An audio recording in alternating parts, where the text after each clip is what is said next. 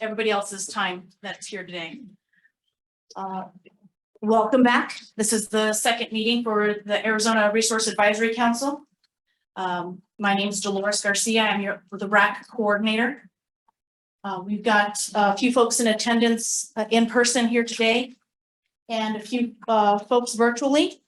I've got you. I did a little switching from some of the seating we had last time, so people can get to know each other a little bit here on the RAC. I like to go over just a little bit of the safety and logistics for the room before I turn it over to Bill to start the meeting. We've got a few items here. We've got a little bit of coffee in the back. In the next room, we've got a break room that does have water and ice. So if you do have your own water bottle or cup, that will be an option. There's also some vending machines back there. In case of an emergency, we do have some stairwells just right here outside this back door that we'll use. Also, in case of an emergency, just across the center hallway here are the restrooms. So we've got those already squared away. Later this morning, I will be getting a sheet of validation stickers for the garage. So if many of us came in before the front doors opened, so we'll get those tickets validated here a little bit later this morning. Just make sure that you have that before you leave today. Also too, we do have some little blue lights that are on the roof here or the ceiling. Those are a silent alarm. It just indicates that there's something within the building or within the area that we should be aware of. If that does go off, it's considered a run, hide, fight situation. So the typical standard is we'll close the shades, lock the doors, or close the doors and stay in place and possibly maneuver under our desks if we need to, but we'll dictate that if we ever need to. But I like to just make sure everybody's aware. So with that, I'll turn it over to our chair, Bill Brick. Well, good morning. And if that alarm goes off, I want you to know that that's my spot and you stay out of it. Just a couple of remarks. First of all, thank you for coming. We have a lot of things to do in the next couple of days. We cannot get it done without a majority of people being here. And it looks like we've accomplished that. And we have quite a project for today, which is going to be kind of a fun, interesting day. And then tomorrow, we have all the Forest Service stuff. Programs that they want approval on. A couple comments that I would make, and one is that when we go in that meeting tomorrow, we go from the RAC to the RAC, and then we don't. It's all one RAC. Okay. We are covering recreation business, but that will be our primary focus of tomorrow's agenda, is to conduct the business before the RAC, which is at this time recreation business plans.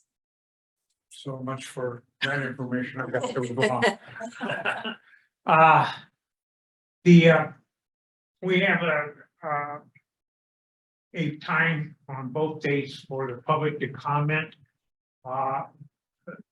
We encourage that.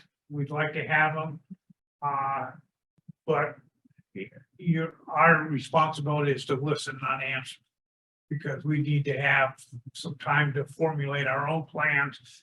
Plus, there's some you take up issues that were not on the agenda, and that's still a problem as well. So that's a really good time. And if somebody brings something up, etc., you can listen to it and make your own judgments, and perhaps if you want to ask questions, but you can't speak for the RAC. The other thing that is going to take place tomorrow, and we haven't done this in a long time, I'm not even sure I remember how to do it, but when you listen to the presentations for the Forest Service, I'm scared to death. My boss is sitting over there staring at me like, what's he going to say next? When you listen to the presentations, we'll be asked to vote, and And we would vote yea or nay, or we would say, listen, we need some more information. And we would discuss that among ourselves, and we might have a vote that says, do we want to handle this with a yes or no vote now? Or do we need to get some more information before we make a decision on that? And we have Ray and I had a meeting, trying to find two people who would be kind enough to help out, follow up on those more information, and JC and Shauna agreed to do it. They don't know what they agreed to yet, particularly Shauna. JC was a fool, but that's what I was counting on. Anyway, and they would be calling you. There's no need for somebody who lives out on the river to drive up to Flagstaff, and somebody up on Flagstaff could possibly get the answers, but don't feel pressured into doing anything. Forest Service is not our enemy. We're there to help them out, but they are just one entity, and we may see things differently than they do. And so that's why the discussion will go on. And other than that, I don't have any other thing. I guess the one thing I would say, particularly, well, both days, particularly tomorrow, we have a luncheon break. We need to be back in our seats by the time that's up, because we're gonna have a lot of business conducted. And so if it's, I don't have from it, I do, but I'm too late for early. If it's from lunches from 11:45 until 1 o'clock, you need to be back there before. Today as well. We do have a tight timeline today, to be back at 1 o'clock. Oh, yes, yes. Today's extremely important too. Okay, Ray's not here. Ray's not here. Jira is going to be our designated federal official today. Okay, well, and before you give it to her, I should go around and have everybody introduce themselves.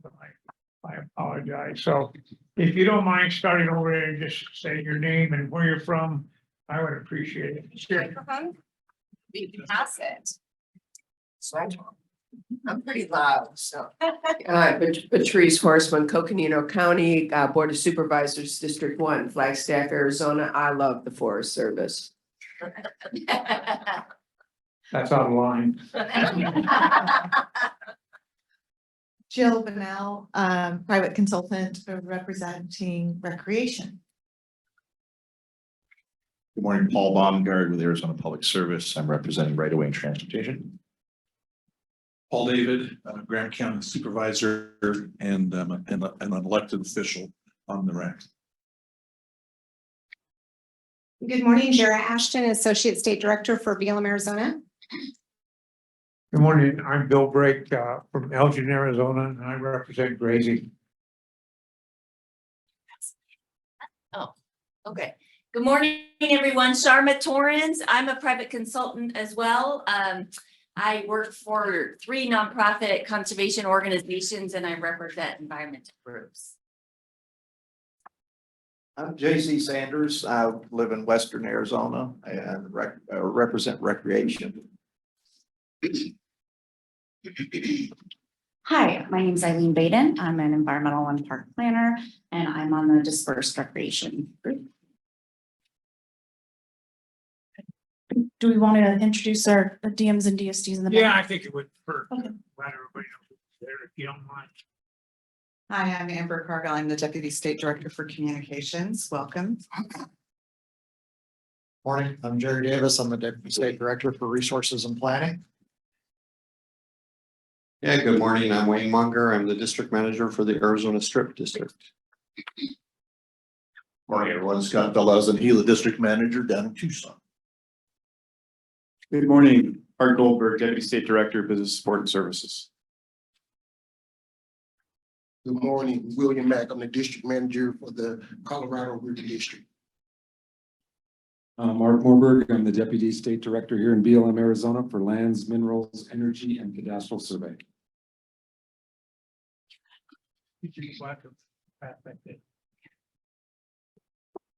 I have a guy in the back of me. I want to know who they are.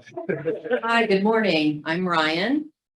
I'm from Forest Service, Southwest Forest Service Rec Fee Program Coordinator, and I'm happy to be here, back here. I am Kelly Arisa. I'm with the Thompson National Forest, the OHV Program Manager. And I'm Brandon Hollingshead. I'm with the Thompson National Forest as well, just in recreation. Yeah, good morning, everybody. Mike Spilby. I'm the Deputy State Fire Management Officer for the BLM. Hello, everyone. I'm brand new here. I'm Tim Mullet. I'm the new wildlife biologist for the RICO Division stationed here in Phoenix. I'm Amber Hughes, the State Coordinator for the Bill and IRA Program.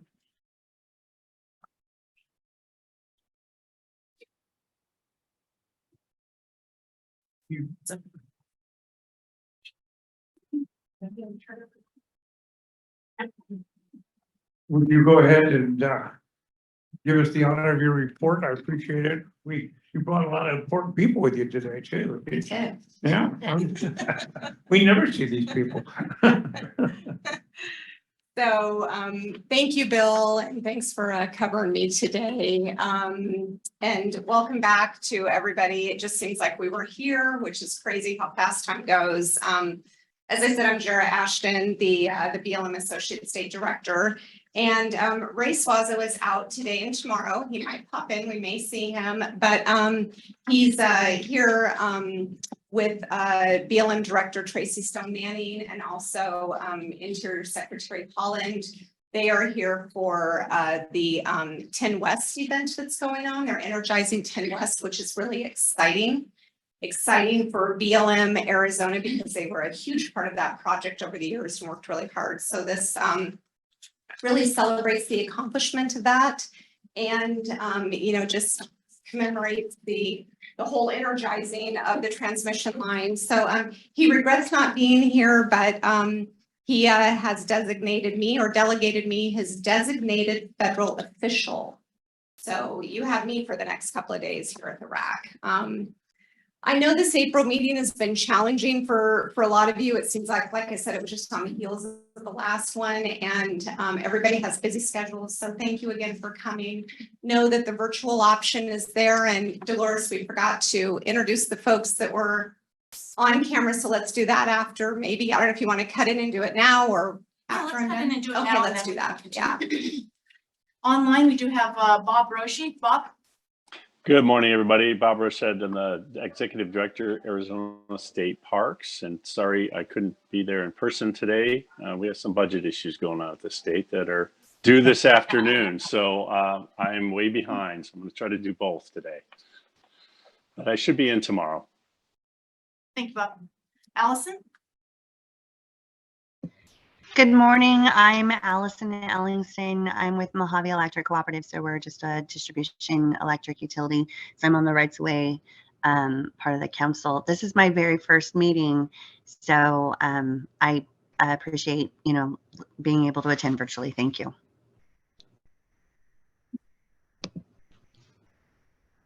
Great. All right. Welcome, Allison. Bob, we missed seeing you here in person, but thanks for joining us. Hope things go well with your budget talks. So it's important. I mean, the RAC is such an important council, and the work that you do is very important, and having the quorum is most important. So we do appreciate you coming. Again, the virtual option is there, which makes it so much easier than it used to be in the past. If you have any questions on that, just contact Dolores or Amber. But thank you again for taking time out of your schedules to be here for the next couple of days. I do consider it just a huge honor to represent BLM. As the Associate State Director, I don't often get active roles in the meetings. Sometimes I'm not even at the meetings if Ray and I are dividing and conquering different issues. So it's really a pleasure to be here. I'm not Ray. I don't have the history that Ray has in BLM Arizona. So Bill, I'll lean on you quite a bit and our team here to help out if there's questions. But I know he regrets not being here. And again, it is my pleasure to be here and just participate a little bit more actively. Just want to take a minute to thank Amber Cargile, Dolores Garcia, Rim Haas, and Michelle Elport for their commitment to the RAC and their hard work to organize this meeting, along with Director Stone Manning's visit and the Secretary's visit. I just have to tell you all, if you don't know, it's a ton of work. Organizing the agendas, coordinating with the department and with the Bureau, and getting the briefing papers updated, and just the logistics, talking points for us all, and then just getting this all organized. So it's been a lot. It came at it seems like, when it rains, it pours, right? And everything came at once. So thank you. Thank you. They're going to be running a little bit. Amber's going to be tag teaming a little bit later on today with RIM. And so you'll see some people in and out as we just try to cover everything going this week. So thank you all for your hard work. I know you put in a ton of extra hours, and we just appreciate all you do to support not only the RAC, but just everything in BLM, Arizona. Like I said, I know the history that a lot of you have with Ray. He's an amazing leader, and I'm just so fortunate to work with him. And this is actually my second go around working with Ray. Just a little bit about myself that you may not know. I was here before in BLM, Arizona as the Deputy State Director for Business and Support Services for almost 7 years. During that time, I did a couple of different details, a 6-month detail in Colorado River District as the district manager before William came.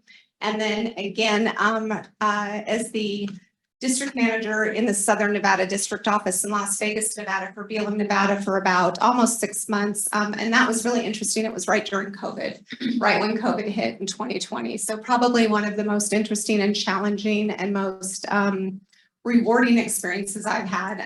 Did give me a little bit of exposure to what goes on in the field and the challenges that we have in the field. I've been typically at a regional office or state office. I was at our National Operations Center for a couple of years. And then after that detail, I was offered a position in our headquarters when they had the move west, and it was actually here in Phoenix. And it was the Deputy Assistant Director for Human Capital for the whole Bureau. And I served 2 years in that position before they moved back east again. So when that happened, I just was so lucky. And Karen Kelleher was leaving to go be the State Director in Idaho. And it gave me an opportunity to come back to BLM, Arizona as the Associate State Director. And that's where I've been for the last couple of years. So that's why I said it's actually my second time working for Ray, and couldn't be happier. It felt like coming home, in all honesty. A lot of the same team members, a lot of new team members, and it's just been a great time this go around. Lots of challenging work that we continue to have, and we got the RAC back, so that's really exciting. In addition to being the Associate State Director here, which if a lot of you don't know, the Associate State Directors across the Bureau, kind of the number twos were, if you would think of Ray as the CEO of BLM Arizona, I would be the COO. Associates typically cover a lot of the more day-to-day operational type activities. I back up Ray whenever I can. We represent him at meetings. So it's kind of a joint effort, but typically day-to-day, Ray has a lot of the external activities, and I have more of the internal operations activities going on in BLM Arizona. In addition to being the Associate State Director, I serve on numerous BLM teams and department-wide teams and task force. Lately, I'm serving, or I guess recently, I've been serving on the departments. It's a task force for law enforcement, looking at our policies and programs across the whole interior for law enforcement. And also within the BLM, I'm on the law enforcement advisory team. So that's been very interesting, getting engaged in that program is, for the BLM. Also, the BLM has different governance groups. Of course, Ray is part of the executive leadership team, the ELT, and the associates across the Bureau and the Deputy Assistant Directors at headquarters. We make up a group called Field Committee, and we really concentrate on, again, a lot of the operational efficiencies, being that field representation to the ELT. We work on a lot of different advising and just reviewing and even suggesting policy changes programmatic type work, best practices. So it's a really good team. I am vice chair this year and will be chair next year. So next year's going to ramp up a little bit more. As chair, I get to also represent the field committee with all of the ELT meetings. So those bi-weekly meetings and face-to-face. So next year is going to be a busy year for Ray and I, but it'll be kind of fun to get to see the inner workings of the ELT at that level. So I'm looking forward to it. Just before I mentioned a little bit that I had worked at headquarters and a couple of different places within the BLM, the National Operations Center, and started my BLM career at the actually the Southern Nevada District Office back in 2006, and went to Bureau of Reclamation for a few years. And that was before my husband and I moved to Denver. When I came back to BLM, BOR was a great opportunity to just get some experience in another interior agency. And then before that, I actually started my civilian service career with USD in Ames, Iowa. We were there, my husband and I both graduated from Iowa State, go Cyclones, and stayed there for quite a few years until we decided to escape the cold and go west, where we've been since. Before that, though, just I'm an Air Force veteran, very proud of that, and I'm proud of the time that I served. And really, you know, the values, the core values that I learned in the Air Force, the importance of service, that has stuck with me all these years, and definitely as I served the BLM and our public lands. So just a little bit about myself there. Let's see here. We're going to go into a little bit of the importance of the RAC, and especially where we're focused on recreation business right now. We've been leading up to that at the last meeting. We talked a lot about our business plans from the BLM. We know Forest Service is going to be giving a lot of their presentations, all of their presentations tomorrow for their recreation, their fees. And I really view the RAC as a vital institution, and you know, we all value your advice and counsel as we go about the work of managing the public lands in Arizona. And with that, of course, is a lot of recreation across Arizona, and that's not all that you do. It just seems to be one of the more I guess kind of priority things that we've been focusing on this past year, especially with the BLM's recreation blueprint. So our agenda for this meeting, it's essentially split into two parts. Day one today is focused on informational briefings about the BLM as we continue to bring you all up to speed on the many projects and the work that we're doing across the state. And then day two is a business day where we will turn most of the agenda over to the Forest Service. They'll present you with their recreation fee proposals, and you will have the opportunity to hear public input on those proposals and make recommendations on whether the Forest Service should adopt those proposals or not. Even though much of the day tomorrow is focused on Forest Service business, you all met our leadership team here today. They'll be here, and also we'll have some additional folks tomorrow from BLM. A lot of our recreation planners across the state are going to join just to listen in and learn from the proposals that the Forest Service is giving.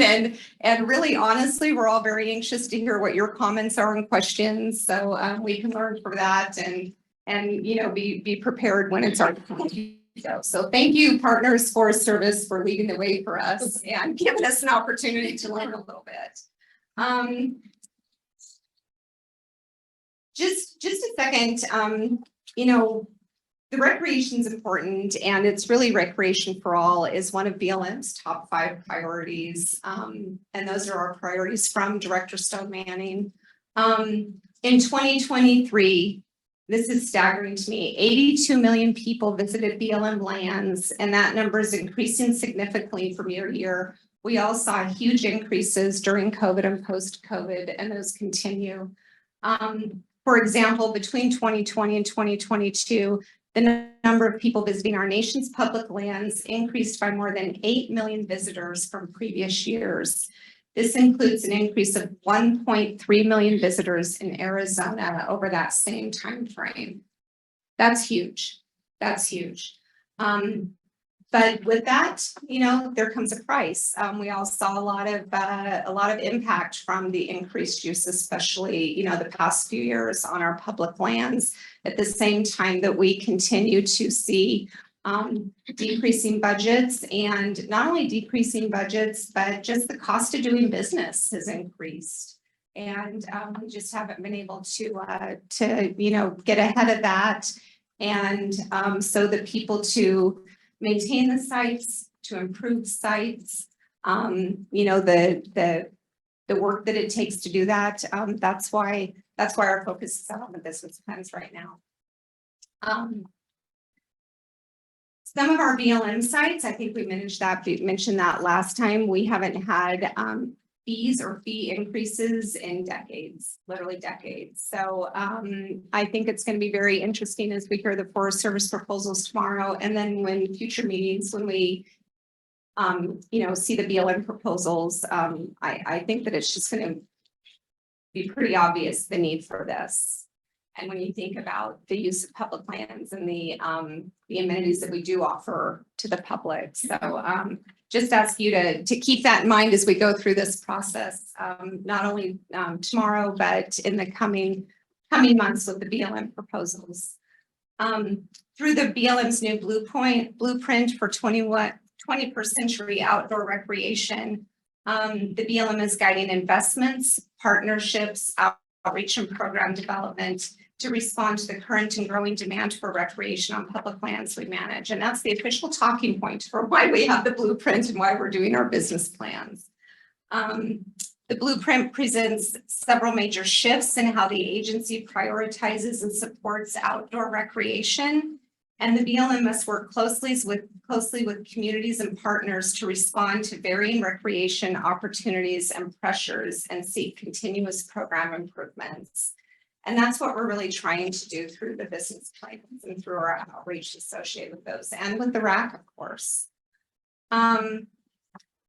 Another principal change is a shift from reactive recreation management to a proactive approach, enabling planning to consider sustainable resource management needs. And sustainability is important in everything we do. It's not just for the now, but for future generations to enjoy the public lands. And that's the way we try to look at things, especially in BLM, Arizona, where we're not being, we're not just being reactive, but we're really being, responsive to the needs, but also looking at being a little bit more strategic and looking at the future where decisions we make are sustainable. The blueprint vision includes 4 strategic pillars outlining desired outcomes, core strategies, and diverse partnerships. And the first of those is to grow and diversify resources for BLM recreation. Second is to prioritize and embrace partnerships. The third is expand outreach and establish a culture of inclusion. And the fourth is meet the demand, protect resources, and improve access. And when I look at those, I kind of feel like that's what we do day to day, what we strive to do day to day. But when you see them in writing like that, it's a big job for us with recreation, with the public lands that we have in Arizona and across the whole BLM. So just a little bit about the focus on recreation for this meeting and the coming meetings, especially for the newer folks who, I guess it's just, that's not the way that all the meetings are focused on recreation, but these will be. That is our focus here for the next few. So as Ray and the whole team discussed with you at our February RAC meeting, we will be bringing those recreation plans for your consideration. Jerry Davis, our Deputy State Director for Resources and Planning, he'll be discussing recreation in more depth today. But the first, let's see, I think the first part of our business plans will be going out for public comment. Kingman and Lake Havasu field offices in the Colorado River District, the Virgin River Canyon Recreation Area on the Arizona Strip, the Vermilion Cliffs National Monuments, Paria Canyon, Coyote Butte Special Management Area on the Arizona Strip, and Phoenix District's recreational shooting sites. And I know Leon Thomas is not here this morning. He's actually going on a site visit with Director Stone Manning to the Gold Canyon. Is that where that's where they're going today, right? Yeah. It's Goldfield. Goldfield. And Gold Canyon. Thank you. Goldfield in Gold Canyon areas. So he's not here today. I don't know if Angie joined us, but you'll hear more from them this afternoon and a little bit more about just the different sites across the whole state that will be first out with the first set of business plans for the rec sites. The draft business plans outline information related to the existing and proposed recreation fee sites, proposed fee changes, operation and maintenance costs, and planned expenditures. And finally, one last note on recreation. 100% of recreation fees collected at sites are reinvested directly back into the local recreation program to expand and improve recreational opportunities. And that's the one thing that we do have control over in our budget. We don't have a lot of control in our budget, and I don't know if y'all know, but BLM actually generates more revenue than what we're appropriated. But the majority of that revenue that we generate goes to Treasury, rec fees that we collect in BLM, Arizona, goes right back into the program, right back to those sites to improve those sites. So that's huge for us to be able to do more within the state. Want to recognize that this week is National Volunteer Appreciation Week, and we're celebrating that all week. We've done some shout outs to different volunteer groups and to our volunteer coordinators, and there's been many articles within the BLM recognizing the many volunteers across the Bureau. BLM volunteers are truly the lifeblood of our organization, and they, continually dedicate their time, skills, and passion to support our mission and make a positive impact in our community. This year, over 900 volunteers contributed 109,000 hours to the BLM in Arizona. We have twice the number of volunteers as we do with employees to help us, across the state, and their total contribution equals over $3.4 million to multiple program areas from recreation, cultural heritage preservation, and the interpretation of public lands. Without their selfless contributions, many of the programs and initiatives we undertake just wouldn't be possible. And each of you sitting here as RAC members or volunteers. So just want to take a minute to thank you all again for your service to the RAC, for volunteering your time and being a part of this. So thank you, each and every one of you. Just in closing, I know that we're going to be providing a lot of information to you over the next couple of days. We are a small agency with a big mission, a diverse mission. That's why many of the employees really enjoy the work that we do, because of that multi-use mission. I believe that your informed involvement and advice are key to the BLM's ongoing success in Arizona. And again, we just appreciate you all and glad you're here. Are there any questions from anybody before we get started into the meeting? Okay, all right. Well, with that then, Bill, I'm going to turn it back over to you and Dolores. Go ahead, Paul. No, I'm sorry to be late. Have there been any major changes or announcements since our last meeting from BLM as far as national strategies or changes as far as state strategies or policies? Not any major changes. I think things are still moving along. We'll hear a little bit about the public lands rule, right, Jerry? That's moving along, but there hasn't been any major changes to strategies or policies. No, yeah. We also, Jared, have the renewable rule too. Renewable rule came out, and an oil and gas rule, but that doesn't really affect Arizona. Yeah. It's interesting you asked that, Paul, because to us these things take forever, right? And so it doesn't seem like there's any change for us, but as they get published, that is a change. So I think you'll get some of those updates through the division updates, but yeah, the big one coming is the public lands. That's probably the biggest.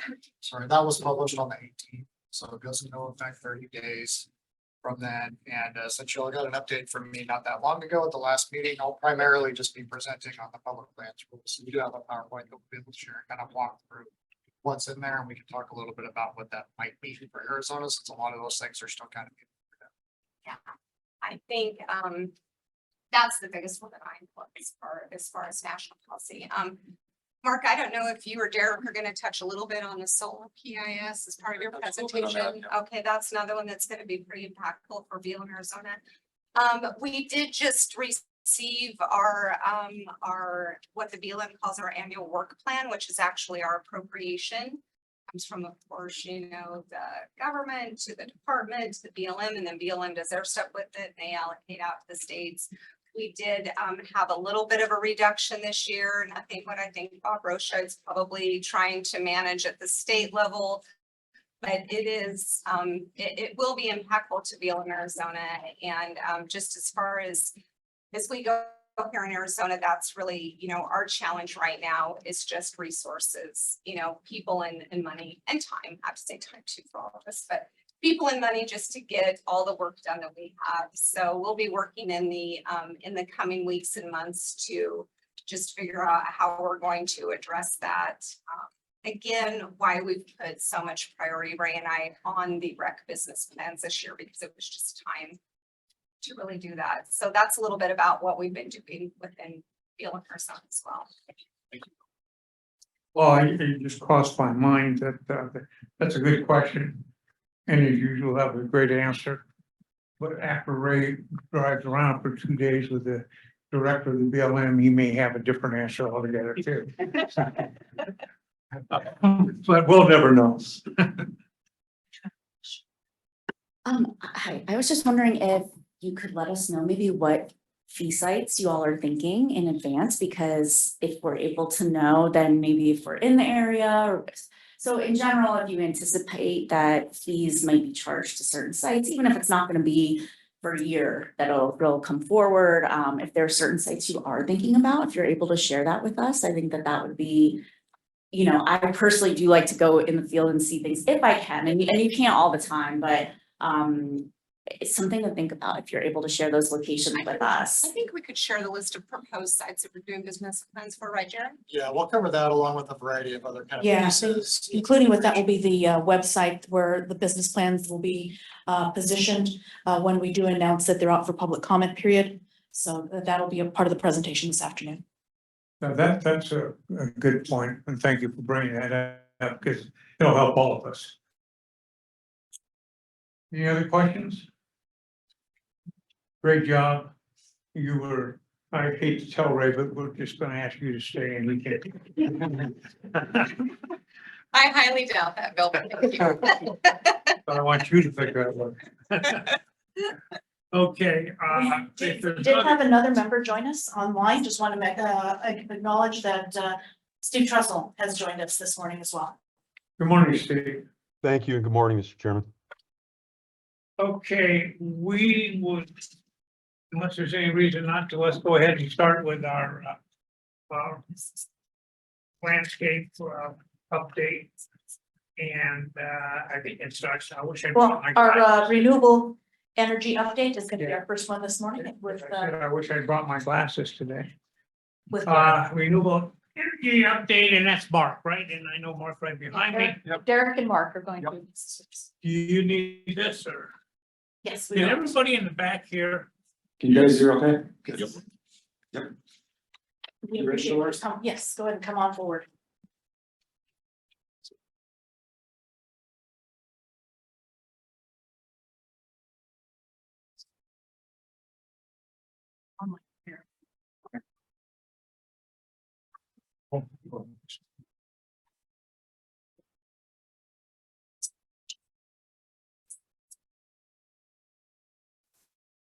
You know when you're live.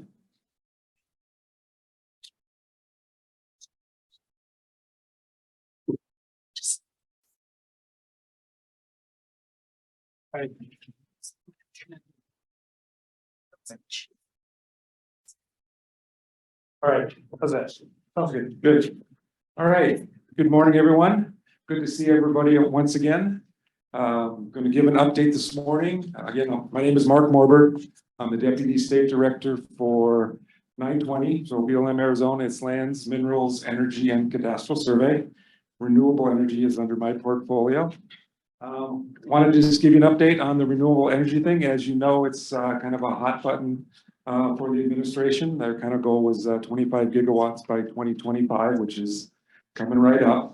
So it's a great job here. He's also known nationally. He participates in a lot of stuff with HQ and DC. So we're very fortunate to have Derek as part of our Arizona team. So Derek, I'll kind of let you go ahead and take it away, and then we can ask questions if they come up, and I'll walk out, give you the mic, and you can ask your question. Okay, thanks. Thanks for the introduction, Mark. Let's just go ahead and jump right into it. So just a quick agenda to talk about what we're looking at today. I'm going to spend a few minutes talking about some Arizona policy and really start today by talking about what's happening here in Arizona. Do kind of a trip around the state here, got some maps, show you what projects are being examined right now. We don't have anything in construction right now. We have no pending permits right now, but we do have a lot that we're working through the permit process. So I'll go through those, and then we'll close it up by taking a look at some of the national policy. It's been in the news a lot, some big releases, and just give you a quick overview of that national policy, and should have some time for questions. So next slide, please. So before I kind of get going, I want to just make sure I go around the state, I talk with a lot of stakeholders, I talk with a lot of our partners, and there's still a lot of confusion out there about like how BLM, like where does renewable energy fit into BLM's mission a bit? Like what empowers us to be able to permit renewable energy rights of way. So I want to give just a super quick overview in case anybody's not familiar with that. So you're familiar with our RMPs, our resource management plans, and we have two tiers of conformance that we look at for renewable energy. One is the Western Solar Plan that was published in 2012, a record of decision in 2012. And the simplest way to think about that plan is to it's a zoning plan. It's not much different than a comprehensive plan you might see in a county. There were solar energy zones. I always call these the green light areas. These were designated for renewable energy. They're still open to multiple use, but renewable energy was going to be that priority that would get shuffled up in those solar energy zones. We had two of them designated in 2012. We had the Gillespie Solar Energy Zone, which is out by Arlington, and the Brenda Solar Energy Zone near the town of Brenda. There's a third one proposed, Bullard Wash, north of Wickenburg, and that was removed before the final ROD was submitted. Then there were also these kind of no-go zones. It gave us about like 30-ish criteria, and these were your sort of like exclusion areas. You will not build in these areas. It would take a plan amendment to consider a project in those areas. And these are areas of like high resource conflicts, like designated critical habitat, national conservation lands, things like that. And then we had this big swath of area, basically all the leftover land. And I sort of call these in the traffic light analogy, kind of yellow light areas, and these are called variance lands. And variance lands are open to renewable energy application, but they sort of need to go through an extensive pre-application process and ultimately concurrence by the director to make sure that conditions haven't changed between 2012 and the time you're looking at the project. And to, I guess, build some momentum to see if there's any extraordinary controversy that might need to be dealt with, if there may be some other resource concerns that were missed, that need a deeper study. So being able to build up that momentum as you enter NEPA. So that's the Western Solar Plan in 2012, and we're still abiding by that. In 2013, Arizona published a sort of step-down plan, a tiered plan called Restoration Design Energy Project. It built off the variance lands, basically took all those leftover lands and elevated them up a little bit and said, if we're going to do this in Arizona, here's some additional criteria that we feel is important for Arizona. There was a couple more exclusion areas put in there. There was another solar energy zone, the Agua Caliente Solar Energy Zone near Dateland. And there were what we call design features, or really kind of standards that we'd like to see projects incorporate into their plans of development. And that was all contained in a big fat appendix called Appendix B. You might hear me refer to that a couple of times today. So RMP implementation, what are we doing here in the state? Well, we're executing the solar variance process, and I'll kind of talk a little bit about that when we get through the maps. The Gillespie and Brenda Solar Energy Zones, I'll again talk about that when we get into the maps, but we're working through permitting in theirs. Same with the Agua Caliente SEZ. So altogether, those 3 SEZs are in play right now. They have applications or leases at those sites. And then I'll talk a little bit about the Appendix B design standards. So next slide, please. So let's talk about that Agua Caliente SEZ RDEP. That's really what I want to focus on, like this, the Restoration Design Energy Project, our state level step down. It's a bit of a controversial decision to include that back in 2013, or so the stories go. We did execute a lease there in 2022 is when that lease was ultimately signed. The lease confers the development rights to develop a renewable energy right of way in that area, but it did not authorize a project. So the project still has to go through a NEPA process, still subjected to alternatives and all the work that would be, it just sort of gives the rights, if you will, to Leeward Energy in this case, is working on that development.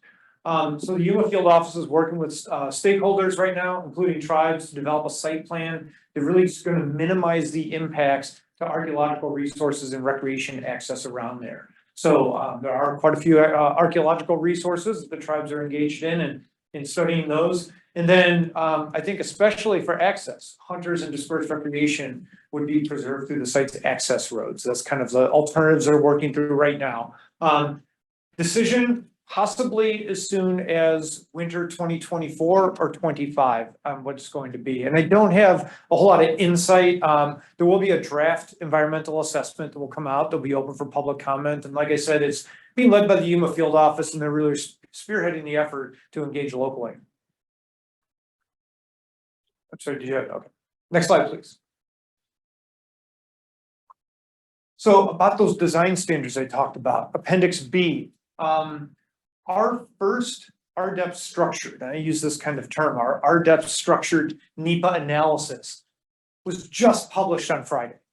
So 2013, we did the standards. We have not had a project get through NEPA until a draft EIS was published for the Jove Solar project just this Friday.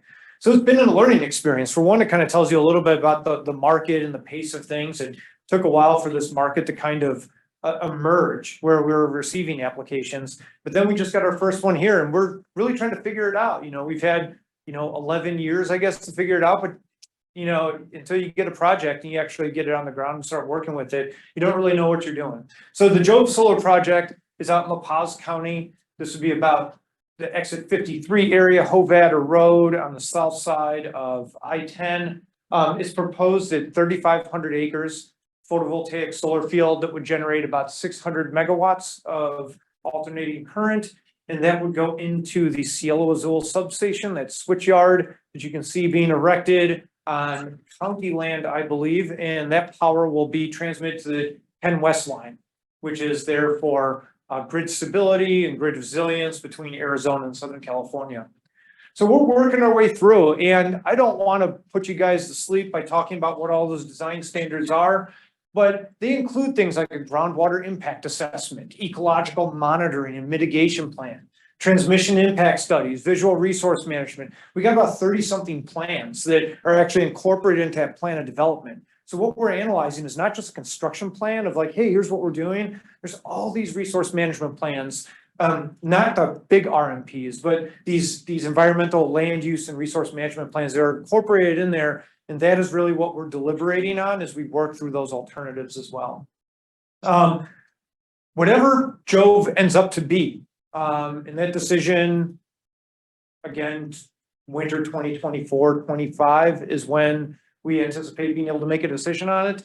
It's going to set a standard for all the other solar projects in BLMAZ. There's no other way around it. Jove's the big one. And it will sort of, it's forging a path in implementing that RDEP and those design standards.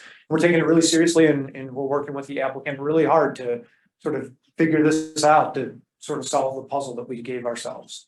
Next slide, please. A little bit about state policy here. I don't think I put this up on the table of contents, but just want to talk about this really quickly. we've been also working through some process improvements that are aside from the permitting part of it all. Like the hard, like regulatory permitting part of the RMP.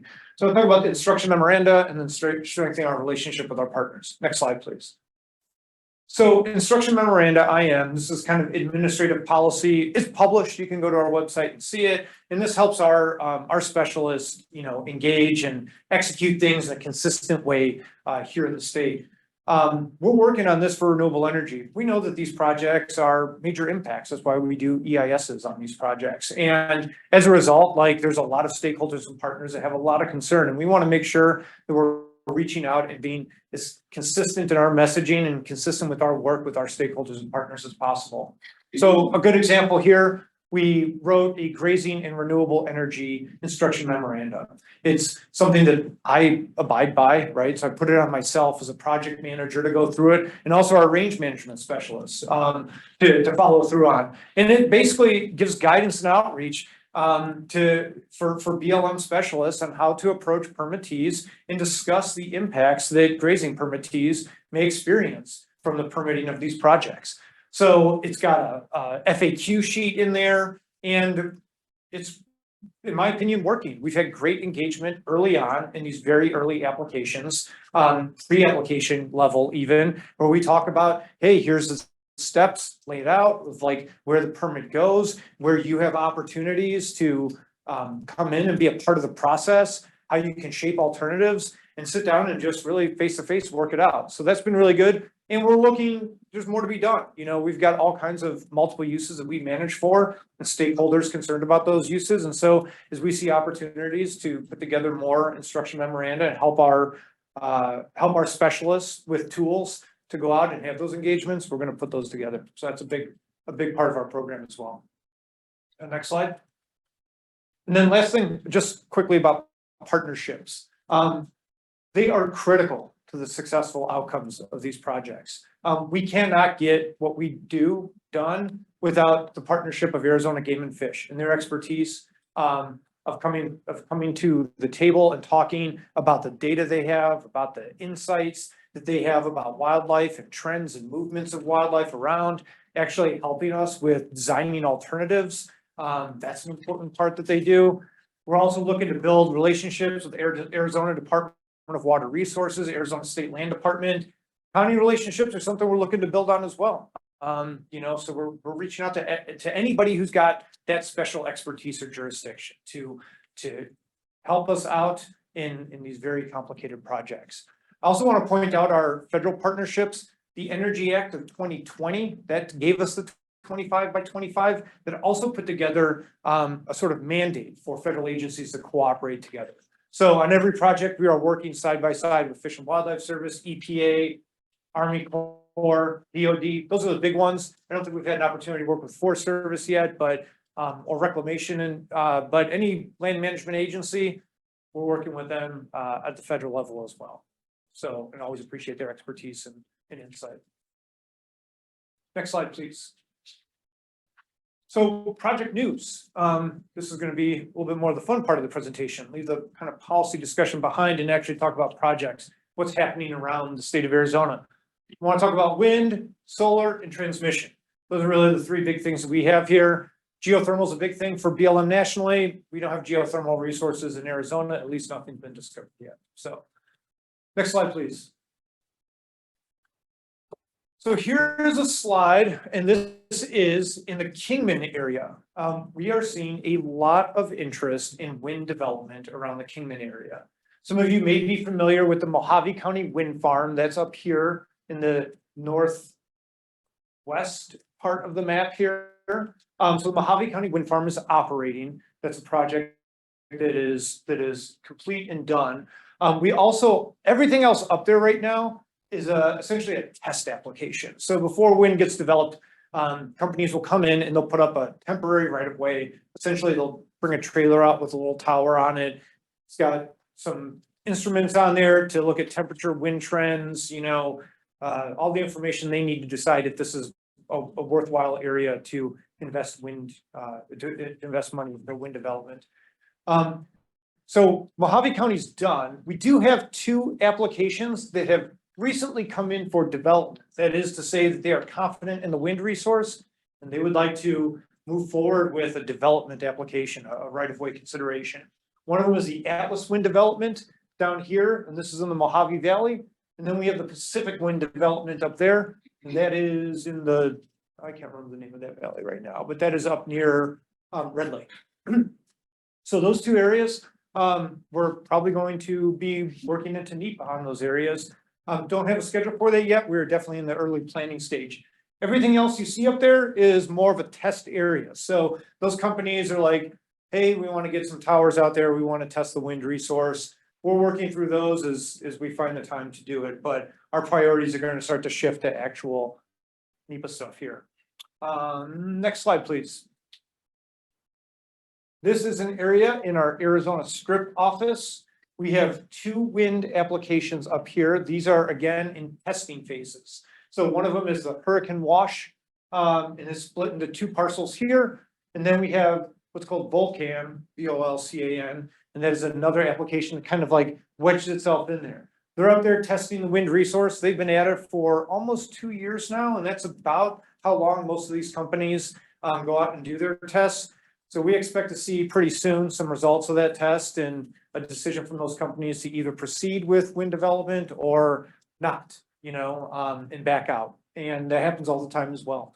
So we're just kind of keeping an eye on that. You'll also see that this is right up close to the new monument up there. So there's definitely areas of sensitivity up there, and I think that's going to be a consideration as to whether or not these companies want to continue with their applications. So we'll see. Next slide, please.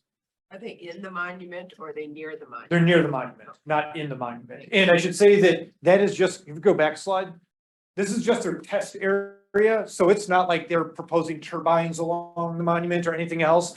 A test area, they'll take like thousands and thousands of acres and basically put it out there. And they just put a couple of these instruments around. They might move them around a little bit. So there's nothing proposed in terms of like where the turbines are, how tall the turbines would be, anything like that. It's really just a test area that they're looking at. Oh, yeah. Speaking of people here.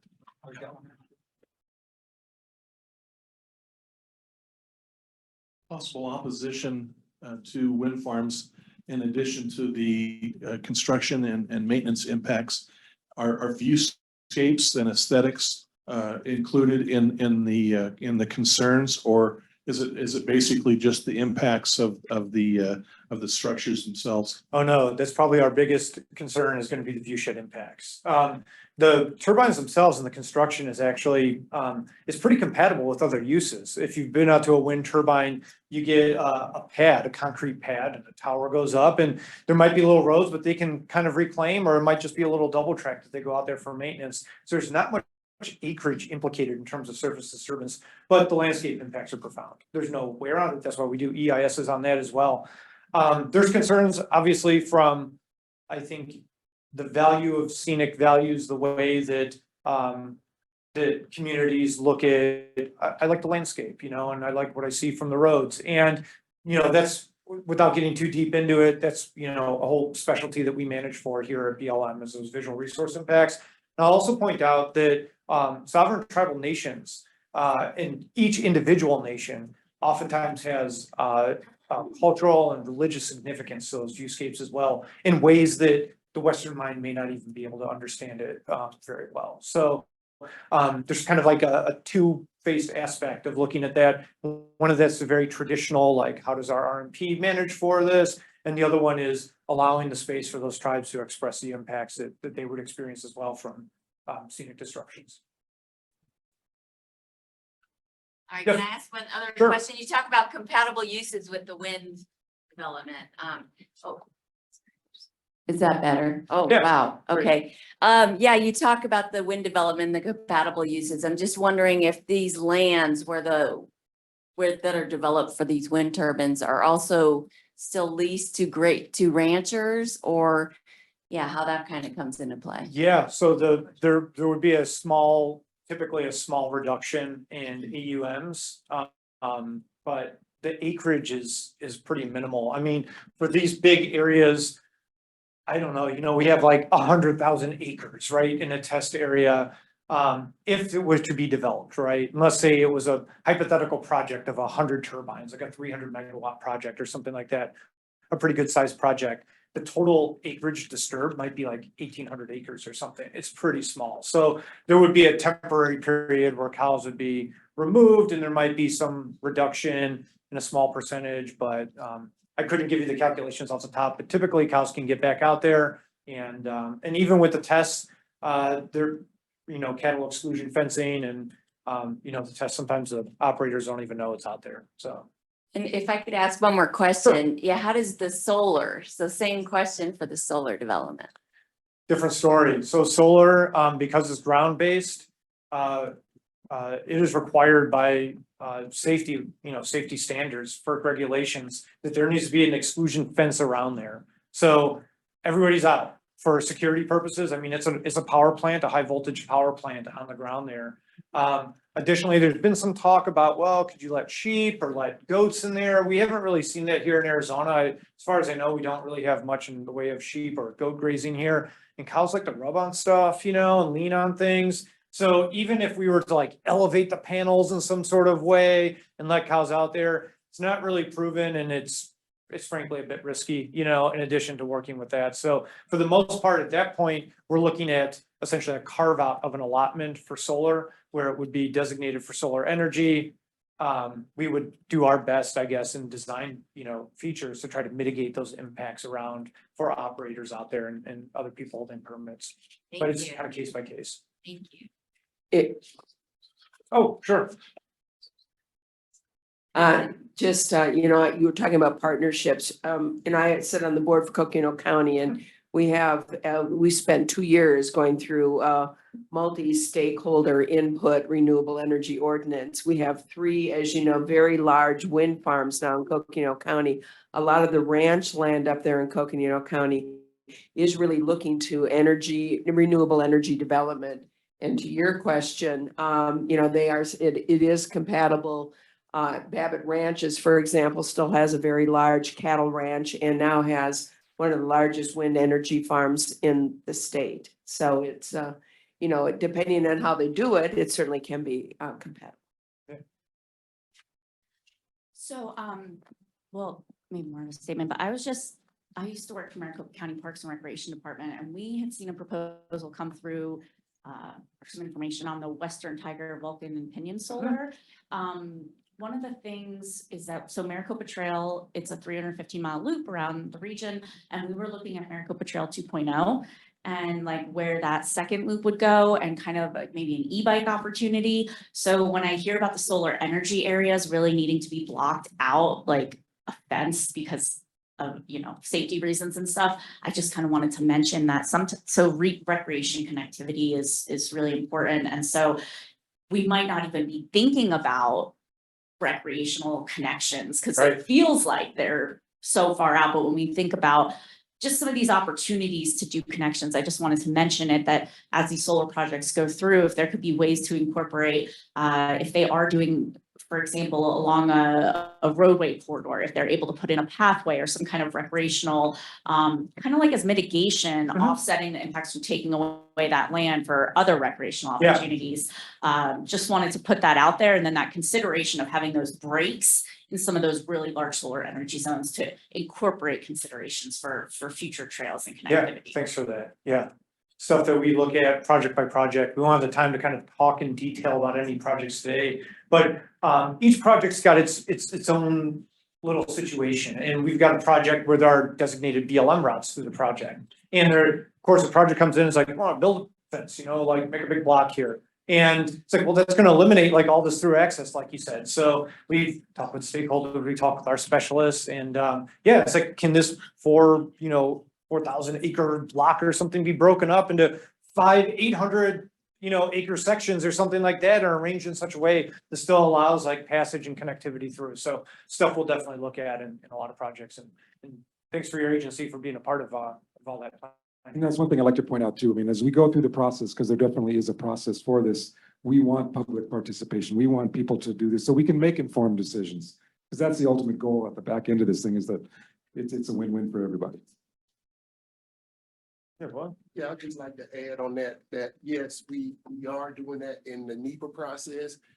We've actually done that in our Yuma area where some of our projects are further along.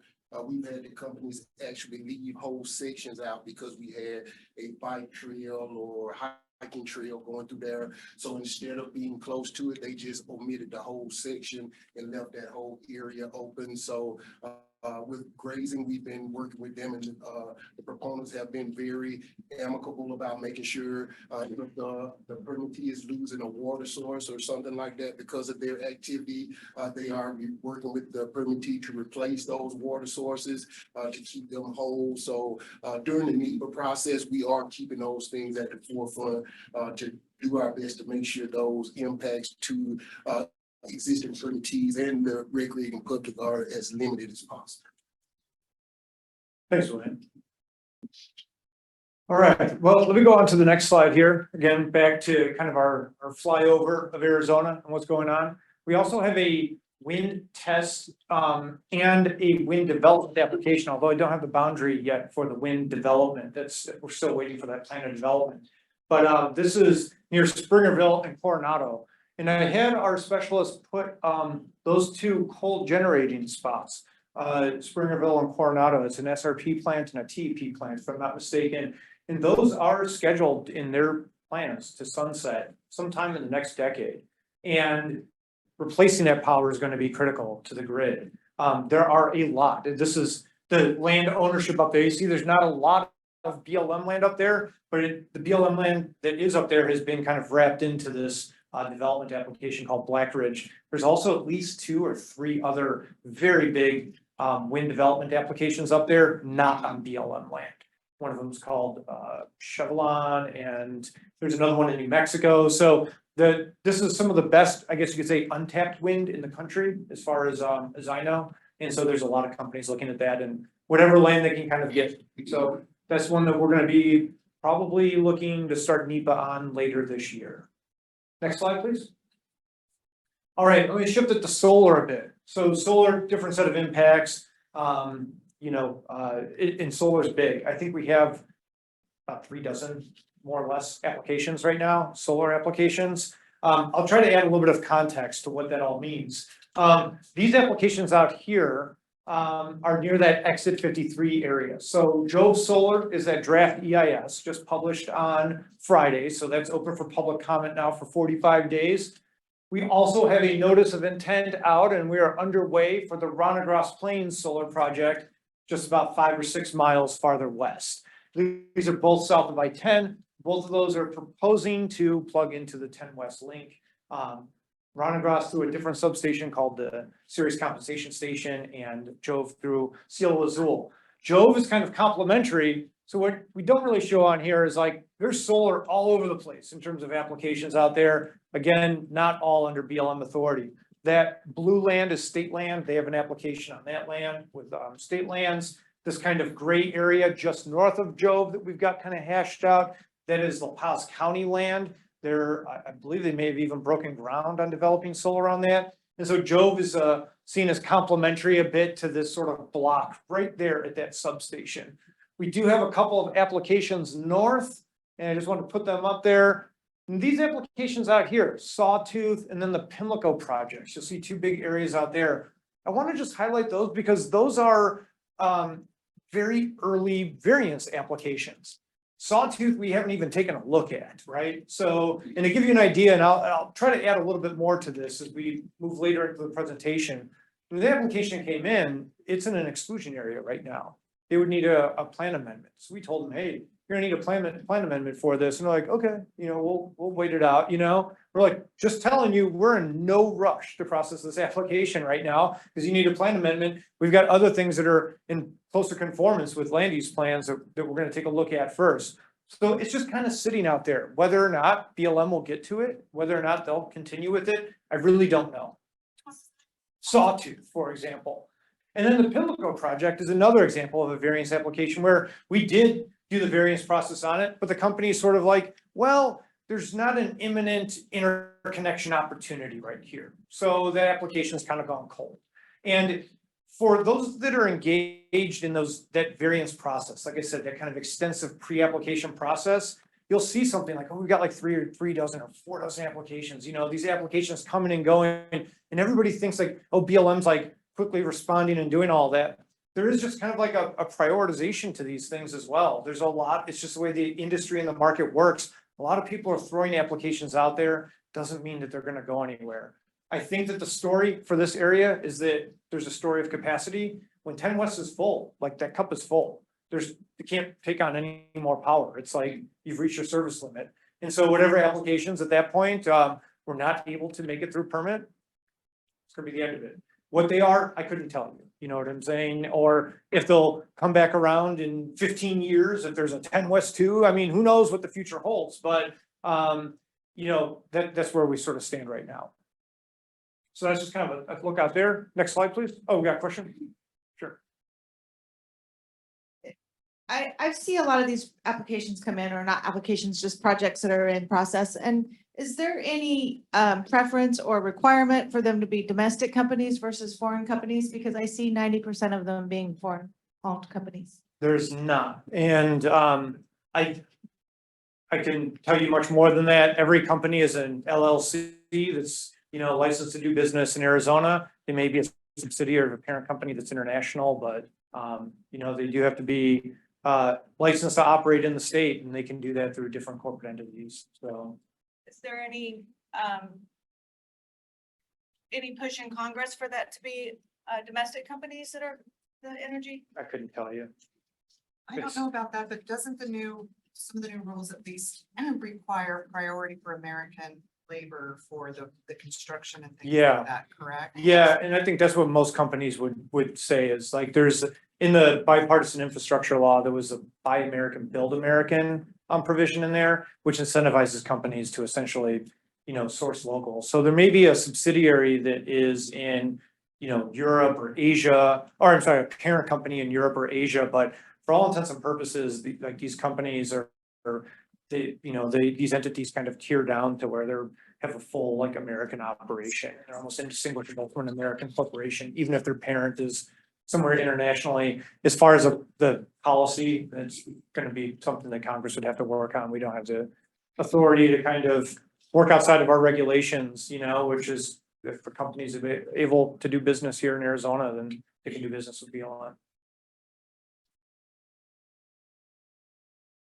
All right, this is along Highway 60. This is also out, it kind of spans the Colorado River District and then the Hassayampa Field Office. Again, these are pretty early projects. Here's our Heliogen Solar. That's in the Brenda Solar Energy Zone. That is leased. So that's another one of those solar energy zones that we kind of elevated, told us to look at. But that project is just coming along very slowly. So that lease again goes back to 2021, and here we are in 2024, still trying to sort out a lot of what they'd like to propose on that site. So not a whole lot of news on that. Very early applications here for Eagle Eye, might be starting NEPA sometime soon, Sunbee and Thistle, very early pre-application processes. But we received these applications, so we put them on the map. Quick question. Sure. You mentioned the word lease for some of these solar projects. Is that different than a standard application? Yes, that I should. Preserves. Yeah. If you could elaborate. No, good catch on that. So the solar energy zones are also called designated leasing areas. And a big part of renewable energy development is site control. If you have to think about kind of like an apartment building or something, it's development, and they need to be able to sell their project or sell the wares that they're producing, the energy, the electrons that are going to be developed there. And if they take it off to a grid or they go to APS and say, I got a solar project I'd like to sell you, the first thing APS goes, we're not entering a contract with you until we actually see that you have site control. So the designated leasing areas back in 2012 were conceived as a way to give that site control upfront, essentially a development right, the way that a company would have with private land, where they could go sign a land option or purchase it outright and go to them and say, no, I own this land and I'm going to build a solar plant on it.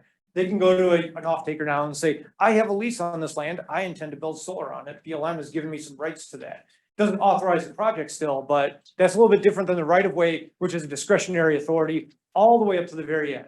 So until that record of decision or decision record comes out on a right of way, that's a little bit in flux. And so companies were seen, it was seen as like a goodie, if you will, to get companies to come to these preferred areas and offer them a lease. So we only have 3 of those leases here in Arizona. 2 of them were leased, the Agua Caliente and then Brenda. The Gillespie Solar Energy Zone wasn't leased, but that was incorporated into a application. So it's being treated as just variance land. Assuming lease means compensation to the federal government. Yep, so they are paying rent right now, even with no projects there. Yeah. All right, next slide, please. This is closer here to Phoenix, and I wanted to point this out. There's no way to kind of hide it for stakeholders that are in central Arizona around Phoenix, probably getting peppered with letters and outreach from us from the applications that are all hovered around this greater Rainbow Valley area. Some of them over on the Buckeye side, some of them over here on the Maricopa side, a lot of projects out there. These are mostly variance projects. Some of them have completed that variance process, so they are essentially set up to get to NEPA if they can get their way through NEPA planning. Others are very early in the process. Each project is its own kind of beast. I couldn't give you a generalization here.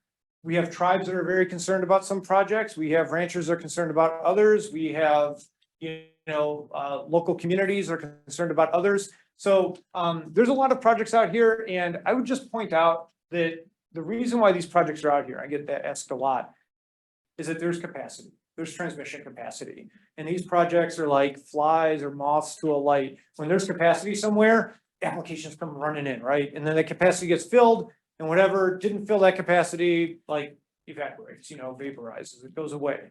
But in the meantime, like we're here at BLM trying to sort these out and and do our part to process these applications and see what the market will actually bear. So stay tuned, I guess, is all I could say on that. Like there's a lot of work that may be coming for us in the next couple of years as these projects mature a bit in their permitting. Next slide, please. All right, major transmission. I'll kind of whip through this really quickly. 10 West Link, it's energized. It is not yet like fully commissioned, but they're going through all the testing and 10 West is done. They have a little bit more construction to do on a few ancillary facilities, like some communication sites, some radio towers and stuff. But for the most part, that is done. All the remaining work is just going to be reclamation out there. SunZia construction is underway. SunZia has been in the news a lot lately. So there has been some litigation issues BLM is working through with those parties. I can just tell you that BLM is absolutely committed to carrying through its responsibilities through Section 106. Can't really comment on any other litigation going on out there. Rio Sol, so SunZia is a DC line. At the same time that was authorized, so was Rio Sol, which is like mirroring the line, and that would be the AC line, the alternating current line. That's already been authorized. Construction has not started on that, but we are hearing the construction schedule is being developed, and they may be looking at construction on that in the next few years. I don't have a schedule on that yet, but it's being developed. So kind of a big heads up out there. We know the SunZia is it's causing some issues with some folks out there, and all I can tell you is that BLM is working through that as best we can. The last big one is Southline. This right of way was granted in 2016. We have no update on those plans of if they're going to actually follow through and build that, or what other work may be needed if they're, I think the last I heard, they were thinking about some areas of reroutes, things that may not affect the BLM decision right now, but no news really to report on the Southline project. And those are the only major ones for BLM authorizations that I'm aware of, although there's a lot of talk, what limits renewable energy is always transmission, that capacity out there. So there's always dreamers, if you will, thinking of the next big line that could open and take on more renewable energy projects. Next slide, please. So with my remaining time, I want to talk a little bit about national policy here. Jira mentioned a bit about the public lands rule. The other big one, the renewable energy rule, is out. So let me talk a little bit about that. That process started a little over a year ago. And then I believe the proposed rule, I'm going to get the dates. I won't even go there because I'll get the dates mixed up. The important thing is that the final rule is posted now, and we're expecting that to take effect in June of 2024 after a 60-day notice. So that is a major rule, requires 60 days, and that is out. There was a big press release about that a couple of weeks ago. This is the most substantial update to renewable energy regulations since 2017, which were some late Obama administration regulation updates, like January of 2017. So this is a pretty big update. Next slide, please. There are like 4 things I really see that are important to come out of the law. One of those is just something that's kind of like esoteric, but it won't really matter to those on the committee here. But there are 3 that I kind of want to point out. And the reason I'm bringing this up is because I think it drives a little bit of understanding, you know, the mission, if you will, of like the regulations that we have to execute our mission here and why we're seeing the applications that we do. So let me first talk about really quickly about rent and fees. If you really want to get nerdy about it and see what the Treasury is making off renewable energy, it's all published. You can go like do calculations and things like that. But the long story short, rent is dropping dramatically in the new regulations. Rent, like land rent, is going to drop dramatically. And not only that, it'll drop to a level, like a very low level. Not only is it going to be reductions, but there'll be like an extra reduction until 2035. And this is, I guess you could say, the logic of trying to launch, you know, renewable energy, of really trying to put public lands in play for that 25 by 25 goal. So there will be an annual rent, which is just kind of like acreage rent or a capacity fee, but not both. So it'll be the greater of the 2. So that'll get kind of calculated out. But regardless, it's a pretty big drop. It's going to make public lands attractive from a financial development standpoint. Additional goodies, incentives. I talked a little bit about Build American, Buy American. I couldn't tell you precisely what the numbers are. You can see it in the rule, but I want to say it's like about a 20% reduction, additional reduction from your rent if you're a developer and you do union labor agreements. So you sign a project agreement, and if you buy American, essentially put equipment on site that was built in the United States. Panels for the longest time have been built overseas, and I think there is one huge plant being built in Alabama right now that's coming online that is actually going to be supplying panels for that project on La Paz County land that I showed you that is being developed, and possibly if those other projects around there end up being developed as well. So if those are BLM projects, that would be an additional reduction in rent. So those reductions are going to be big, you know, and like I said, those goodies are really incentivizing, incentivizing development on public lands, and it's driving a lot of interest, a lot of the applications that we're getting. Next slide, please. The last one I'll talk about, and there's a lot of text up here, so I kind of underlined a couple of things. I just want to zoom in on that, and you can read all of this yourself. These are the proposed changes at 43 CFR 2804.35, and there'll be a little list. But for all the incentive that's, I guess you could say, going out there, there's a kind of moderating part of the renewable energy rule as well. So the framers of the rule said, listen, you're going to get a whole bunch of applications coming in. We know this. It's almost like the way the rule was designed. However, we want to give BLM the tools and empower BLM to sort of sift through all these applications. Like any real estate development, frankly, you see all kinds of, I don't want to say scams. I know it's a popular word these days or whatever, but a lot of people who are like, think that there's easy money to be made somewhere out there, and they're not necessarily responsible developers or appreciative of the challenges that BLM has with multiple use missions.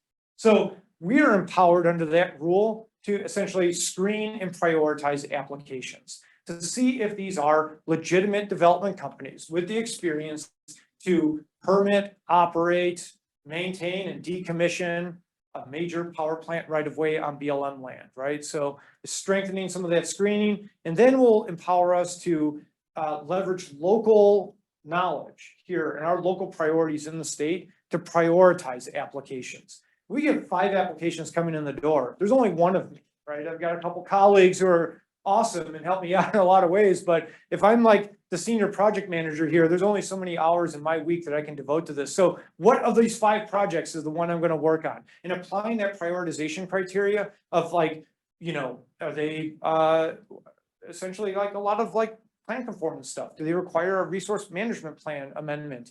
If they do, maybe they're at the back of the line, you know? Is this gonna create all kinds of like local heartburn because this is like a fence line to like a community of residential development or something that BLM doesn't have authority over, but we are, of course, sensitive and working with our other partners out there. Maybe they slide to the back of the line. So those are the priorities that we're gonna be looking to apply. And we don't have like a list. You can see some suggestions written there in 2804.35, but those are things we're gonna be developing through practice and in the next couple of years as we look to implement this rule. Like I said, there were a couple other more esoteric parts of that rule that I won't lecture you on here, but I think those are the three big ones. So a big push, you know, put this land in play, if you will, but like not irresponsibly, giving BLM the empowerment to think about this in a more responsible manner. Next slide. The other big one here, and this is, I guess, public comment just closed on this. This is the update to the Western Solar Plan or a new Western Solar Plan. Like I said, the policy, the RMP policies that we are working with right now are 12, 13 years old. The ROD was signed in 2012, you know, it was being thought about back in 2008. So these are like a bit outdated. They were considering technology that is no longer like state of the art. Design features have changed. We've learned a lot more about the land in that time. So it was time for a new solar PEIS, as it's called, or a new Western Solar Plan. That process started in December of 2022. The comment period just closed on that. I believe there's something like close to 50,000 comments on that. You know, like there's been huge national interest from NGOs, national interest from just citizens, industry, you name it, everybody's got some interest in it. I am, you know, involved in, I guess you could say, advising some of the project, but I'm not actually a part of that project team here. So I couldn't really tell you a whole lot about what's going on into it, but there is a lot of work going into it. The tentative schedule, and again, like not part of the team, so I can't commit to any of this, but the tentative schedule that they've put out in their materials is looking for a final programmatic EIS fall of 2024, possibly a record of decision as soon as winter 2024, 2025. This is the most substantial planning effort since, like I said, 2012's Western Solar Plan. Next slide. This is where the alternatives stand right now. So the purpose and need of the plan, which is always important going into NEPA, was really kind of twofold. One was the old Western Solar Plan 2012 only made decisions for 6 southwestern states: California, Arizona, New Mexico, Utah, Colorado, and Nevada. What about these other states? Like I said, technology has changed a lot. What was once thought to not be a great solar resource turns out really good. The technology can take that incoming solar radiation and turn it into electricity. And there were no decisions for Idaho or Montana or Oregon. So the new Western Solar Plan is meant to incorporate those other BLM states and create some consistent planning standards across. The other part of it was, well, the variance land is kind of like a mystery, right? You've got like tons and tons of acreage out there. Like I said, it's like variance lands. We go through a pre-application process. It's open, but not necessarily committed to solar. You know, they want to bring a little bit more clarity to that. Clarity, I think, for all stakeholders, including industry, as to like what is actually available and what should be off the table. So they're taking a look at the resource exclusions and how those are applied. And anyway, it spit out these 5 alternatives, including the no action not included in this. And it's predicated off the idea that, you know, based on projections from the National Renewable Energy Lab and Department of Energy, theoretically, X amount of acreage would be needed to meet that 25 by 25 for the nation's renewable energy goals.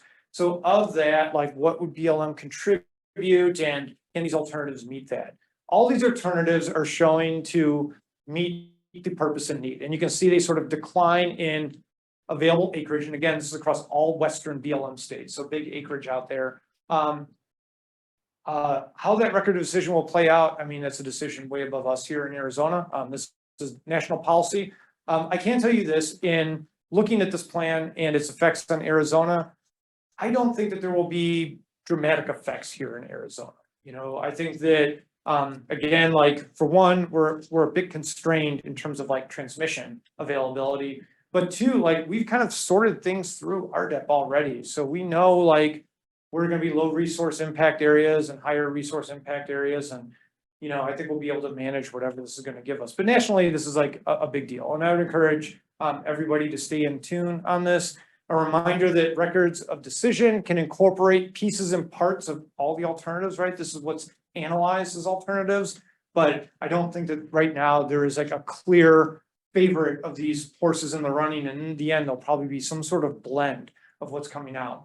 We'll see what those 50,000 comments yield to that team developing, but it should be interesting. I think that's about all I got. Is there another slide on here? Oh, I was talking through it already. So anyway, that's the kind of some points of what I just told you verbally. And that's it. We have time for questions. Yeah. It's probably a little premature to ask this, but Congress just passed a big solar. All I heard was they passed it. I don't know exactly what that means. Do you have any thoughts about what it means to the Bureau, and can you address that at all? Well, there's been some solar regulations in the big three legislation that's come out in the past few years: bipartisan infrastructure law, Inflation Reduction Act, and then there was the debt ceiling bill. And those three big, huge omnibus bills each had, regulations and mandates in there from Congress for agencies to address renewable energy. So I don't know which one particularly you're talking about. And it's hard for me to talk about like the effects on BLM because it takes a while for that kind of congressional intent to get filtered through into executive policy and like how the agency is actually going to execute that. So they say 25 by 25. Well, 25 by 25 gigawatts by 2025 is going to manifest through things like the renewable energy rule, through things like solar PEIS, that Western Solar Plan update. And it's going to take a couple of years to really sort it out and see how it's going to impact us. And I wish I could kind of opine and give kind of my take on it, but it's really hard to tell. There's a lot of actors into it. And I can tell you that it seems to be that there's congressional intent, bipartisan congressional intent to put public lands in play for renewable energy rights of ways. How BLM does that while still maintaining its mission under FLIPMA is, what policymakers have to figure out, and it's a challenge. So it's slow developing. Would it be possible, and I think this is a fair ask, Mark, that maybe at one of the upcoming meetings, you might bring us up to date on that, because it's made a lot of news. They're talking about billions of dollars, not millions. And I'm not as familiar with the three you're talking about, and maybe, and I think this is, in my mind, a new one. So, but I could be wrong, but could you help us out with that? Yeah, we can look at that. I think I saw something, and I think Amber mentioned something about it, that there was one that passed $7 billion or something being targeted towards renewable energy. We have no idea what that short-term impact is, but as Derek says, they're just keeping federal land in play for renewable projects. We're not quite sure how that's going to play out. I think it was a grant program It's a from the grant government. program. I don't have any in front. It might be even run out of energy. Yeah, I'll take a look at it, Bill, and we'll get back to you. Well, it's on federal. Yeah. Somewhat. So that's why. Yeah, thank you for all the information. We appreciate you providing all that. I want to go back to kind of the engagement for the wind and the solar. So how do you engage the public, local landowners, environmental groups, pretty much everybody? How do you get everybody to the table? You hold a lot of workshops, or maybe I should know this being part of the RAC, but I It's a don't good know question. It's a good question. It's something that we always grapple with. So, I mean, my personal philosophy is I want as much engagement as possible. I don't want to leave anybody out, and I don't want anybody to come to me and be like, I never heard about this. So for solar energy, we get that pre-application process, and there is a public component in that. We usually do a virtual public meeting on Zoom.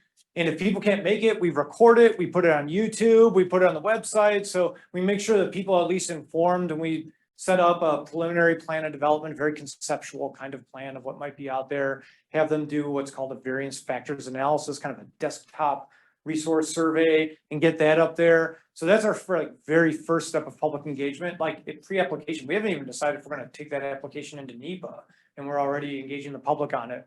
when we get to NEPA, for an EIS level project, we're required by law to put out a notice of intent in the Federal Register, a big media release with that, and we hope that that draws people again to either an in-person or a virtual public meeting. And that is like scoping, and we usually like 60 days is open for scoping, where we tell the public, like, give us your ideas. Kind of two things. Do you see, like, here's what the company proposed. Do you have ideas of like what you would propose if you were advising the company, right? So that's like alternative scoping, as well as issues. Like, here's what BLM thinks we need to study. Are we missing something? Do you think there's something else, another issue out there that we need to study? So getting those two things in early on in the process is important as well. Then we have a draft comment period where people can actually comment on the NEPA. Did we get it right? They think that there's things we did wrong. Can they clean it up? And we respond to that. And then there's, of course, protests and appeals that come at the very end, which we sort of take a step back from, right? Because then I guess you could say it's a little more adversarial at that point instead of constructive, but there is that public involvement at the end. So that's really the sort of like structure. That's with the public. For our partner agencies, it never stops. We start tribal consultation when those applications come in the door. So letters are going out to the tribes. We're working through all that process under Section 106. We involve at the same time in those pre-application processes that we do all that public outreach. We're also reaching out specifically to land management agencies, whether it's Maricopa County or it's ADOT or it's Fish and Wildlife Service or Game and Fish. They're coming and they're doing the same thing that the public's doing, just in another venue where they say, we've got some data on that, we've got some ideas, and getting that. And then, of course, they're afforded all those opportunities through NEPA as well, including cooperating agency status, which gives them an ability to actually shape the way NEPA comes together early on. Thank you. Can I just add that? I know like Dolores did 3 of those, worked with you to do 3 of those Zoom variants outreach meetings last week even. So You know, we several can people from here were on them. Yeah, good. Yeah. And we can definitely keep those press releases coming to you so you keep awareness of when we're posting and you can join if you have the ability to. One thing I was going to mention is, so I used to do a lot of NEPA planning, and then when I was working at Maricopa County Parks and Recreation Department, we received virtually no scoping letters. And I was really surprised by that, because like on the ADOT list, ADOT has a really good list of like who you should contact. It's good, overview and good resource. But my ask is that when you all do scoping, if you can like not just include Maricopa County, but any like maybe. And you probably do, but Department of Transportation, Parks and Recreation Department, because that's where sometimes those departments aren't communicating. No, and that's what, I had a slide up there before where I said like opportunities with counties, like unrealized, because like officially we would send stuff to like the county administrator or the board of supervisors, and who knows like where it trickles down. So I've been like trying to be like, no, we need to get MCDOT, like this is important, like there's like an encroachment permit that would be needed, they need to be here at the permitting discussion, like very early on to inform the applicant of what's needed. So I'm looking for those contacts around, and I appreciate you bringing that up. We'll keep on doing that, and I still send it to the supervisor and the county administrators, but I want to find those contacts in the departments as well. Yeah, and for all the other counties in Arizona as well, to really try to reach out and add those department folks if you can, like we said. So I think that would be great to help keep the conversation moving. So thank you. Yeah, fair ask. Thank you. Thank you. Yeah. Thank you, Mark, for the presentation. 2 questions regarding leases. With the 80% reduction in up to 80% reduction in leases, does that impact existing leases? So if I had just successfully executed a lease and then I found out that my competitor got an 80% reduction on his, are there any provisions for that? That's my first question. Yeah. And then the second one is I'll use the analogy of leases, and I'm glad that our chairman is representing grazing, because my experience from a constituent level is that, and I'll use an analogy, you enter into an agreement to rent a house, and you have a lease agreement that says we'll rent it to you for this much money for this length of time, but if someone comes along with a higher stated higher need, higher priority, and is willing to pay more money, then you're gonna get displaced. And so that seems a kind of, it rubs, certainly ranchers and Yeah. some people who are advocates of fair play the wrong way, seeing how can you, of course, they entered into the lease with their eyes wide open, but never anticipated that they could lose it to another higher, someone who's gonna pay higher. It just seems like a tough situation for the ranchers. It is, and I mean, so to answer your first question, rent is applied to existing and future rights of ways at that point. So nobody will be paying more and like trying to abandon a project or flip something or anything like that. To your second question, it's something that I acknowledge, and I can't say if something's fair or not fair or things like that. Like you said, ranchers go in and they sign their permit with their eyes wide open, and there's stipulations in that permit. They're coming out of regulation. It's rare, I think, from my observation, where you see regulations, and this is unique to BLM and it's a multiple use mandate, see the finger get placed on the scale for one use over another oftentimes. It's all about balance, balance, balance. But I think that is what Congress is put out through legislation that BLM is trying to adopt, that there are places where they expect federal land management agencies to be putting their finger on the scale and tipping that scale towards renewable energy, that it's a national priority. And I'm not going to give a value judgment on that, like I'm just here to do my job and stuff like that. But I hope that gives a little bit of context as to like why it is. And like you said, I understand that people don't feel, that's fair. They thought they had a deal and then things change. I will say that for like grazing in particular, there's a 2-year off ramp at least. If we see a reduction in a permit AUMs coming forward, that we try to give as much notice as possible that like, hey, within 2 years, this may, we may reach a decision that could reduce it by this much. And then we're not going to push cows off that landscape. Like I said, these projects take sometimes a decade to actually make it through permitting and towards development. And in the meantime, that land can continue to be operated and managed for multiple use until essentially the day that fence has to go up, So for grazing in particular, but this is true for any uses, like, we're doing our best to try to keep the peace, if you will, right? And make people feel that they're invested in the process and that we're listening to them and that we're giving them a fair shake by our regulations. I just had a comment about the scoping issues. Sure. I've been attending scoping meetings for many years, and I see a real dwindle in interest.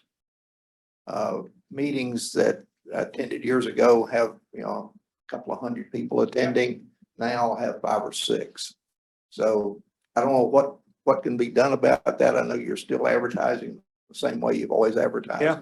But people are just losing interest for some reason. Yeah, it's something that's on my mind. I know I've talked to William quite a bit about it, where we've had a lot of interest out in Colorado River District. For that Jove Solar project, we did a virtual meeting and an in-person meeting. At the virtual meeting, we had like about 20, and that's for an EIS level project.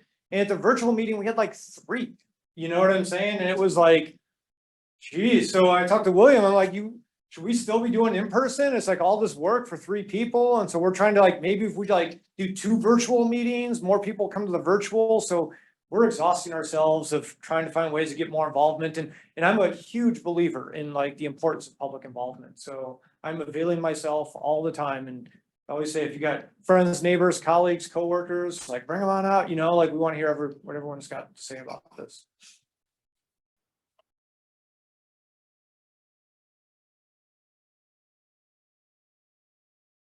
On these. Hello? You push it up. On the solar leases, are they 50 years? And then what if the leasing changes use? Do they have a right to change use and keep the lease, or do they give up the lease if they change use, or is it a land grant? It's so the lease, it's 30 years, I believe, for the lease. And that's one thing when I said I skipped over some of the esoteric parts of that renewable energy change rule, that one of the provisions is up to 50 years. So that's one of the changes in the rules. So Like any grant, the least I would say is like, just think of it as like a grant. So if they say, oh, you know, we did solar for like 15 years. Our power purchase agreement is expired or the technology's, you know, gone kaput, you know, and we want to take it all off the land. We still want to hold our lease and like do something else, like, I don't know, like mine it for copper. No, you can't do that. It's a renewable energy specific lease. If they're not using it for that, then they would relinquish the lease. We would either take it from that or tell them you're either gonna do this, and there's some protections in the rule, in the regulations about that, you know, that they can't just sort of squat on a lease, if you will, or try to do something else with it. In terms of that like 50-year period for grants, of like up to 50 years, we haven't really figured out how to like implement that yet. There's like the life of technology, there's the life of power purchase agreement, and then there is that all important site control of like, I have a development right here. So I think it's going to be something that we have to work out project by project. Sometimes there's technology that's good for about 20 years, but the off-taker is only going in for a 10-year contract to purchase the power because they don't know what rates are going to be or what the market's going to look like. And so there's a lot of like, you know, I guess stuff that we'll learn on that, but hopefully I answered your question. No, there's no like other uses that could be done instead of renewable energy on those leases, and there's no ways to kind of squat or flip on those. Derek, just to clarify on that to myself. Sure. But if you had any, so let's say that you had a power purchase agreement. Just for clarity. Sure. Something a little more apt to happen than mining coming in on it. Wouldn't you, if you had like, say, technology significantly modernized and the proponent wanted to replace the existing photovoltaic array with new technology that was significantly different than the initial plan of development, it would trigger a new NEPA review, Yep, correct? it would trigger a new NEPA. It would go right back through that again. Yeah. They wouldn't lose their lease, but you gotta re-permit it, new plan of development, new NEPA, all of that. We actually have kind of a twist. So the one solar project that we have operating, actually being commissioned tomorrow, is the Sonoran Solar Project out by Buckeye. That was originally permitted for a thermal project, like the mirrors and the power tower and all that. That was permitted like over a decade ago, almost like 15 years ago. It was initiated. And by the time they got around to actually developing and getting that power purchase agreement signed, they're like, we're not doing that. We're going to do photovoltaic. So we had to do additional NEPA, you know, in order to see that project come forward. It wasn't just sort of like, oh yeah, now you're good to go with whatever you want to build. They had to come back around and they're like, okay, with different power line, different layout, different use of water. And we had to analyze all that. Again, public process, new decision in order for them to keep that project in play. You require these people to put a bond up so that if they in fact go into bankruptcy, we're not, the public's not stuck with Yes. 45 acres of mirrors. Yeah, exactly. So, well, the good news is that for the most part, that mirror technology has kind of gone away. There's a few companies that are looking at that, but hey, these racks of all the PV panels are out there. We do require a bond. There's a, I guess you say like rule of thumb is going to be about like $3,000 or $4,000 an acre to give you like just kind of like a rule of thumb on that bond. It comes into like 50 to 60, 70 million dollars for one of these projects. The bond has to be put up. So every project is analyzed before the notice to proceed, which is our like authorization of like, you can now go build. Before that gets authorized, it has to go to engineering. They put together a reclamation cost estimate of what it would cost if they abandoned a fully built project for BLM to remove that project. Our engineers work on it. They revise, our engineers work on it. We settle on a number. That bond's got to come in, and that bond is maintained annually for the life of the project. It isn't released until they return that land to its, reclaimed state.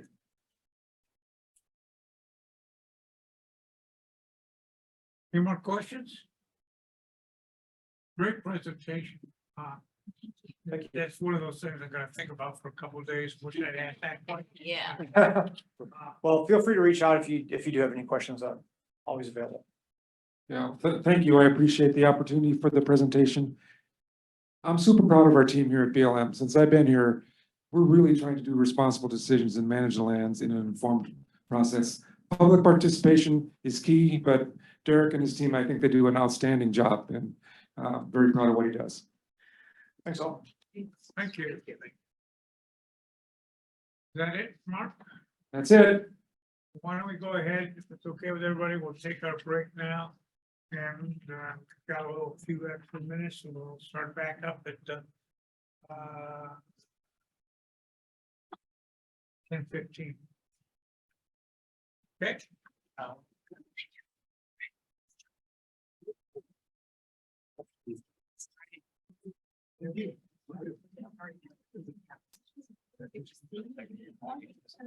Yes.